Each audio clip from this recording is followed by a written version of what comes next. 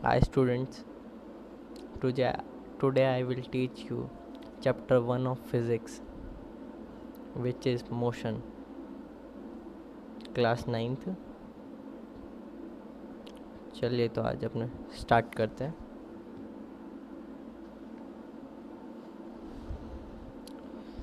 ये मैंने PDF open कर रखी है। चैप्टर 1 पढ़ेंगे मोशन का। चैप्टर 1 पढ़ेंगे क्लास 9th का मोशन। कलर ले लेते हैं, रेड ले लेते हैं।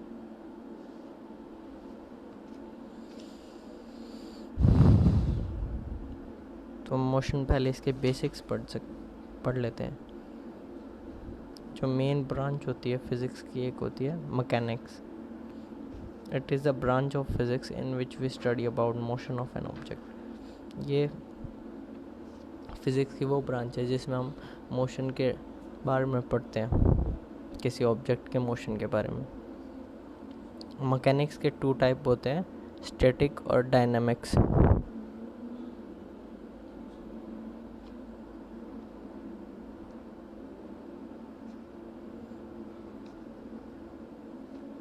तो अब पहले स्टैटिक्स देखते हैं। स्टैटिक्स होता है, it is the branch of mechanics in which we study about the rest of the object. Mechanics के 2 पार्ट हो जाएंगे, जिसमें एक में वो रेस्ट में होगा और एक में मोशन में। तो जो स्टैटिक है उसमें ऑब्जेक्ट रेस्ट है, हम उसकी स्टडी करेंगे। अभी हम 9th क्लास में स्टैटिक की स्टडी नहीं करेंगे। अब हम लोग डायनामिक्स की स्टडी करेंगे क्लास 9th में। Dynamics, it is the branch of mechanics in which we study about the motion of an object. वही है, स्टैटिक में हम रेस्ट की स्टडी करते हैं और डायनामिक्स में मोशन की। हम लोग इसमें मोशन की स्टडी करेंगे अभी क्लास 9th में। अब आते हैं काइनेमेटिक्स पे। डायनामिक्स के 2 टाइप होते हैं, फर्दर डिवाइड करते हैं इसको काइनेमेटिक्स और काइनेटिक्स में। जो काइनेमेटिक्स है, it is the study of motion without cause. जो मोशन होता है वो किस कारण होता है? फोर्स के कारण।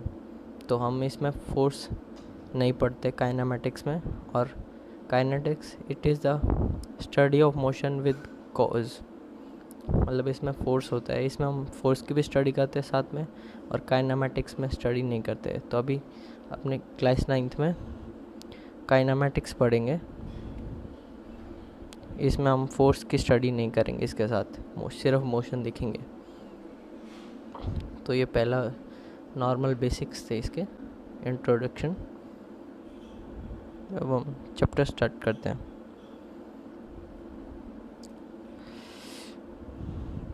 अब टाइप ऑफ मोशन देखते हैं। मोशन के हम अलग अलग बेसिस पे टाइप कर सकते हैं। ये इसके पहले टाइप में करते हैं। इसके 3 टाइप है पहले बेस पे, लीनियर और स्ट्रेट लाइन मोशन, दूसरा है सर्कुलर मोशन, और थर्ड है ऑसिलेटरी मोशन, ऑसिलेटरी या वाइब्रेटरी मोशन। तो पहला जो है लीनियर और straight line motion, it is the motion of an object in a straight line is said to be in linear motion. बहुत इजी है, डेफिनेशन से समझ में आता है कि कोई भी ऑब्जेक्ट जो स्ट्रेट लाइन में मूव कर रहा है, हम तो उसको हम लीनियर मोशन में कहेंगे या फिर स्ट्रेट लाइन मोशन कहेंगे। कोई भी ऑब्जेक्ट है वो स्ट्रेट लाइन में मूव कर रहा है तो ये लीनियर मोशन हो जाएगा। अगला आता है सर्कुलर मोशन। अभी हम क्लास 9th में सिर्फ लीनियर मोशन में पढ़ेंगे। अभी हम सर्कुलर के एक बार थोड़ा इंट्रोडक्शन पढ़ लेते हैं। सर्कुलर मोशन होता है, it is the motion in which object in a circular path is said to be in a circular motion. ये भी डेफिनेशन और वर्ड से ही समझ में आता है कि कोई भी ऑब्जेक्ट किसी सर्कुलर पाथ पे मूव कर रहा है उसे सर्कुलर मोशन कहेंगे। और सर्कुलर मोशन कोई सर्कुलर ट्रैक कुछ भी हो सकता है, उसके अराउंड जो मूव कर रहा है उसे सर्कुलर मोशन कहेंगे। अब अगला आता है ऑसिलेटरी मोशन, ये भी हम अभी 9th क्लास में नहीं पढ़ेंगे। Oscillatory motion, it is the motion of an object in to and fro motion is said to be oscillatory, is said to be in oscillatory motion। जो oscillatory motion है इसमें जैसे पेंडुलम होता है, रुके अभी दिखाते हैं। जैसे कोई पेंडुलम है तो पेंडुलम एक बार इधर जाता है, इसकी मैक्सिमम वाली पोजीशन होती है, और ये इधर इसकी मैक्सिमम पोजीशन होती है। तो ये एक बार इधर फिर इधर फिर इधर, ऐसे ये जो टू और फ्रो मोशन होता है इसको वाइब्रेटरी या फिर ओसिलेटरी मोशन कहते हैं। इट इज़ द मोशन, जैसे वो झूला झूलते हैं ना अपने, वही उसमें भी ओसिलेटरी और सर्कुलेटरी मोशन ही होता, सॉरी वाइब्रेटरी और ओसिलेटरी मोशन होता है। उसको हम पीछे खींचते हैं फिर वो आगे जाता है वैसे ही, और पेंडुलम भी इसी का एग्जांपल है। नेक्स्ट हम बेस टाइप ऑफ मोशन पढ़ेंगे अब डायमेंशन के बेस पे। तो ये आप थोड़ा थोड़ा हमें पता ही है। पहले हम पढ़ते हैं one dimensional motion. When a particle move in a straight line, then straight line motion, when a particle move in a straight line then motion is said to be 1D motion। जो straight line motion होता है अभी हम यही पढ़ेंगे class 9 में, 1D और straight line motion। कोई भी ऑब्जेक्ट है वो straight line motion में मूव कर रहा है, straight line में मूव कर रहा है, तो वो 1D मोशन कर रहा है, 1D मोशन कर रहा है। तो वही है इसमें, जो लीनियर और स्ट्रेट लाइन मोशन उन्होंने पहले पढ़ा था उसी को, मतलब अगर वो स्ट्रेट लाइन में मूव करता है तो वो 1D मोशन होता है। अब अगला टाइप देखते हैं इसका अगला टाइप देखिए 2D motion. 2D motion, when a particle move in a circular path is said to be in 2D motion. जब वो 2 डायमेंशन में मूव करे तो वो 2D मोशन कर रहा है। मतलब जैसे जो इसका सेकंड पार्ट होता है, ये हमने इधर पढ़ा था सर्कुलर मोशन, ये 2D का एग्जांपल है। कोई भी ऑब्जेक्ट अगर सर्कुलर पाथ पे मूव कर रहा है तो वो 2D मोशन कर रहा है। ये अभी हम 9th क्लास में नहीं पढ़ेंगे, अभी हम 1D और स्ट्रेट लाइन मोशन पढ़ेंगे बस। अब इसका थर्ड टाइप देखते हैं 3 dimension. When a particle move in such a path that can not be represented in a plane. जब कोई ऑब्जेक्ट मूव कर रहा है, बाद में जैसे हम कोई बर्ड है वो फ्लाई कर रही है, वो ऊपर नीचे साइड ऐसे जाती है, तो हम उसको प्लेन में डिस्क्राइब नहीं कर सकते, तो वो 3D मोशन है। वो भी अभी हम 9th क्लास में नहीं पढ़ेंगे। हमने अभी टाइप ऑफ मोशन पढ़ लिए हैं, अब आगे चलते हैं। ये अब हम पढ़ेंगे parameter of motions, parameters of motion. तो इसका पहला है distance. It is the total path length covered by an object is called its distance। जैसे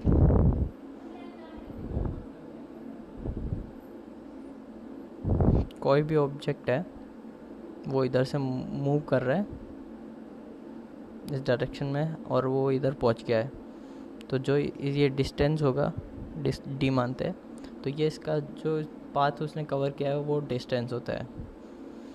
डिस्टेंस वो कैसे भी हो सकता है, वो ऐसे भी जा सकता है और ऐसे भी, कोई भी कहीं से भी जाए वो ऐसे घूम के भी जा सकता है। वो सारे डिस्टेंस होंगे जो उसने पाथ लेंथ कवर किया है। अब कुछ इंपॉर्टेंट पॉइंट पढ़ते हैं डिस्टेंस के बारे में।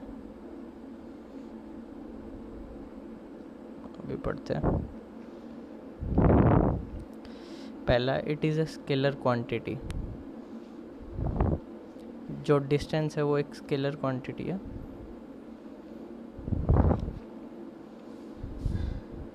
इसके लिए हमें डायरेक्शन की ज़रूरत नहीं होती कि वो इसी में, और ये हमेशा अगला पढ़ते हैं, its magnitude can be positive and zero. अगर वो कुछ भी थोड़ा बहुत भी मूव किया है तो उसका मैग्नीट्यूड पॉजिटिव होगा, और अगर वो रेस्ट पे है बॉडी तो वो उसका डिस्टेंस ज़ीरो हो जाएगा।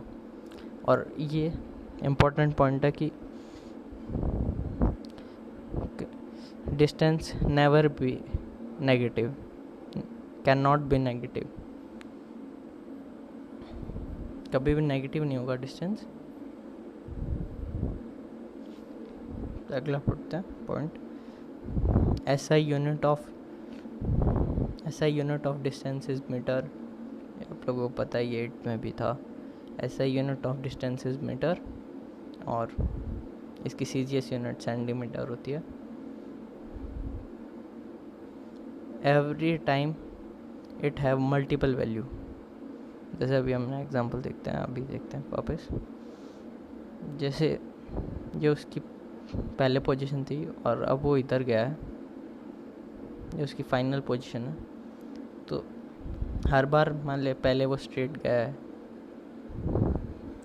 अभी ऐसे गया है, वो ऐसे भी घूम के जा सकता है पूरा, वो कैसे भी जाए, कुछ भी हो, वो सारा हर बार उसकी मल्टीपल वैल्यूज़ हो सकती हैं। जो अभी अगर डिस्प्लेसमेंट पढ़ेंगे उसकी सिर्फ सिंगल वैल्यू होती है, और डिस्टेंस की मल्टीपल वैल्यूज़ हो सकती हैं। अब हम अगले पे आते हैं पॉइंट पे। अगला पॉइंट है, it never decreases with time. ये भी वही पॉइंट है कि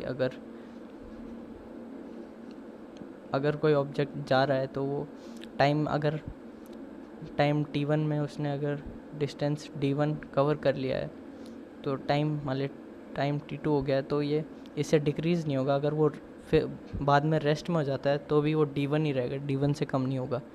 इसलिए नेगेटिव कभी नहीं हो सकता। ये और बढ़ सकता है पर नेगेटिव कभी नहीं होगा। इंक्रीज़ हो सकता है टाइम के साथ, कांस्टेंट रह सकता है, पर डिक्रीज़ नहीं होता डिस्टेंस। इसका अब लास्ट पॉइंट पढ़ते हैं, distance is greater than equal to displacement. इस पॉइंट को बाद में एक्सप्लेन करेंगे डिस्प्लेसमेंट पढ़ने के बाद। चलिए अब डिस्प्लेसमेंट पे आते हैं। It is the shortest length between 2 points. ये इसके नाम से ही हो रहा है। जैसे ये उसकी इनिशियल पोजीशन थी, ये उसकी फाइनल पोजीशन है, तो इसके बीच में जो डिस्टेंस है वो कवर कर रहा है। जो उसकी सबसे शॉर्टेस्ट डिस्टेंस होगी वो उसकी डिस्प्लेसमेंट होती है। और जो डिस्टेंस होती है, डिस्टेंस डिस्प्लेसमेंट में ये डिफरेंस होता है। डिस्टेंस शॉर्टेस्ट लेंथ होती है, और डिस्प्लेसमेंट डिस्टेंस वो ऐसे भी जा सकता है और ऐसे भी कैसे भी जा सकता है, और डिस्टेंस है वो हमेशा शॉर्टेस्ट पाथ होगी। ये सबसे शॉर्टेस्ट जो उसके पाथ होगा वही डिस्प्लेसमेंट होता है। अब इसके इम्पोर्टेंट पॉइंट पढ़ते हैं। It is a vector quantity. ये भी क्लियर है क्योंकि ये नेगेटिव भी हो सकता है, और ये से वेक्टर एडिशन के लॉ को भी फॉलो करता है, और इसमें डायरेक्शन की भी नीड होती है। आपने वेक्टर्स पढ़े थे, उसके अकॉर्डिंग डिस्प्लेसमेंट वेक्टर होता है और डिस्टेंस स्केलर होता है, हमने ऊपर पढ़ा है अभी। अब सेकंड पॉइंट पे आते हैं। It can be positive, negative और ज़ीरो। अगर कोई बॉडी रेस्ट पे है तो उसका ज़ीरो होगा। अगर वो अपोजिट डायरेक्शन में मूव करना स्टार्ट कर देती है तो उसका जो डिस्प्लेसमेंट है वो नेगेटिव हो जाता है, और ये उसके डायरेक्शन के लिए लगता है नेगेटिव या पॉजिटिव। मैग्नीट्यूड हमेशा पॉजिटिव ही होता है, पर उसका जो डायरेक्शन के कारण इस पर नेगेटिव साइन आ सकता है अगर वो ऑपोजिट डायरेक्शन में ट्रैवल करना स्टार्ट कर दे तो, और पॉजिटिव हो ही सकता है। इसकी भी SI यूनिट मीटर होती है। ये हमने पहले पढ़ा था कि बताया था कि ये इसकी सिर्फ सिंगल वैल्यू होती है, ये सिर्फ इसकी यही एक ही वैल्यू होगी। अगर ये ऐसे जा रहा है, ये इसकी डिस्टेंस होगी, डिस्प्लेसमेंट ऐसी नहीं हो सकती। शॉर्टेस्ट पाथ होगा, शॉर्टेस्ट डिस्टेंस।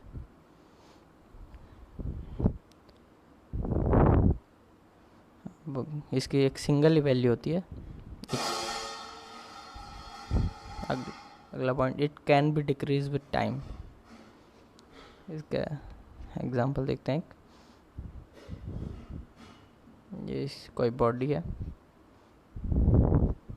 ये इसकी इनिशियल पोजीशन है, इसको इधर फाइनल में इधर पहुंचना था, पर ये ऐसे जाते जाते इसने ये वापस अगर अपोजिट डायरेक्शन में चलना स्टार्ट कर देता है तो ये नेगेटिव हो सकता है। और टाइम के साथ पहले ये D1 थी और ये D1 से कम होती जा रही है टाइम के साथ साथ, तो वही चीज़ है।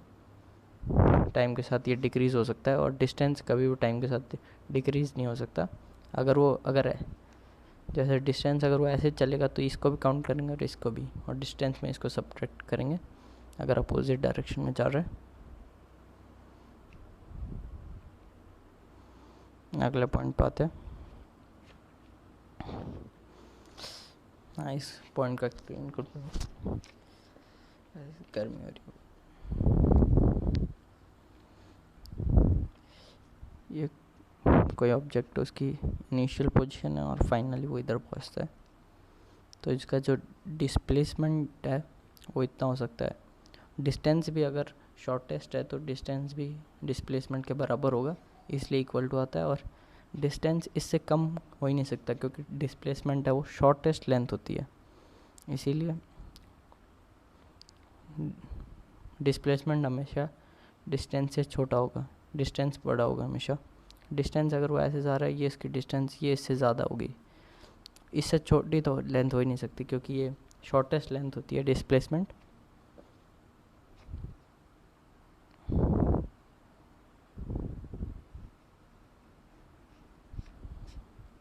अब एक ये एग्जांपल है, क्वेश्चन है, इसको सॉल्व करते हैं। आप वीडियो स्टॉप करके एक बार इसको ट्राई करने की कोशिश करिए, वरना बाद में इसका सॉल्यूशन करवाते हैं। Ant is at a corner of cubical room. इसको आप अपने रूम की तरफ देख के फिर इमेजिन कीजिए। A ant is at cubical room के कॉर्नर पे है, ऊपर किसी भी कॉर्नर पे। To reach the diagonal opposite with a minimum distance, उसको मिनिमम डिस्टेंस कवर करना है उसके अपोजिट जो साइड है उसके नीचे वाले उस पर। जैसे ये मान लीजिए वो इधर ऊपर है और इसको इधर पहुंचना है ऐसे। इसके बाद में अच्छे से रिप्रेजेंट करेंगे। अब अपने रूम की तरफ देख के सोचिए, तो अगर वैसे अगर कोई स्पैरो या फिर वैसे होता है 2D तो इसमें सीधा इसका डायगोनल होता है, वो इसका शॉर्टेस्ट डिस्टेंस होता। पर वो एंट है तो वो फ्लाई करके आ नहीं सकती, तो वो मूव करके आएगी, इसीलिए इसमें डिस्टेंस निकालना है और शॉर्टेस्ट पाथ लेंथ निकालना है। और जो उसकी क्यूबिकल रूम है उसकी लेंथ ब्रेड्थ और हाइट सब 10 मीटर है। तो आप एक बार इसको सॉल्व करने की कोशिश कीजिए, वीडियो स्टॉप करके एक बार। अब मैं इसका सॉल्यूशन करवा देता हूँ।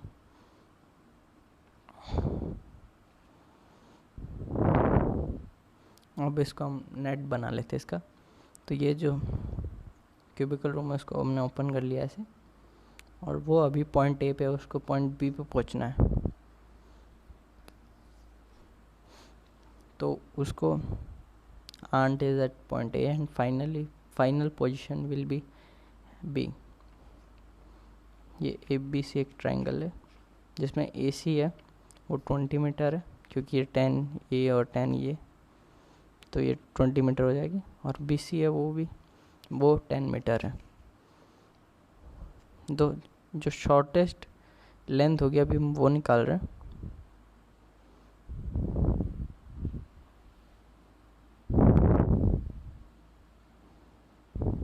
जो शॉर्टेस्ट लेंथ होगी जो वो ट्रैवल करके जाएगी, तो वो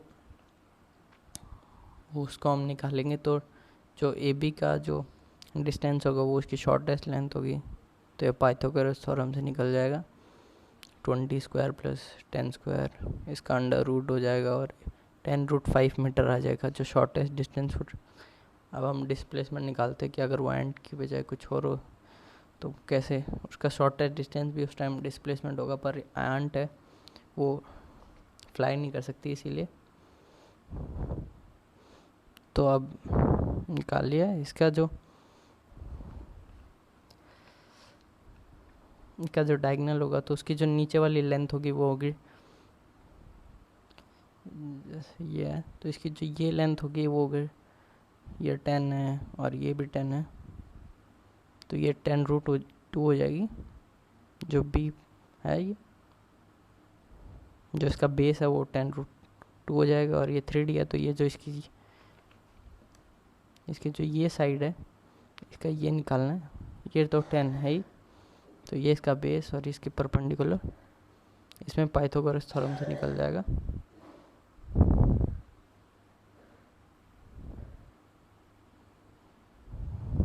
इसमें जो डायगोनल वो निकालेंगे तो हम पाइथागोरस थ्योरम से 10 और 10